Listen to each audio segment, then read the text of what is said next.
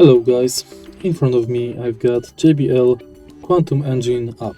In this video I'll show you how to manage your JBL Quantum One headset. Firstly, make sure that your headset is connected with your JBL QuantumENGINE via USB cable. It means that you have connected the headset with computer via USB. Now take a look at the front page of the app. Here we can manage equalizer, lighting, spatial sound, we can manage microphone settings, we can check and download software update, and we can go to help.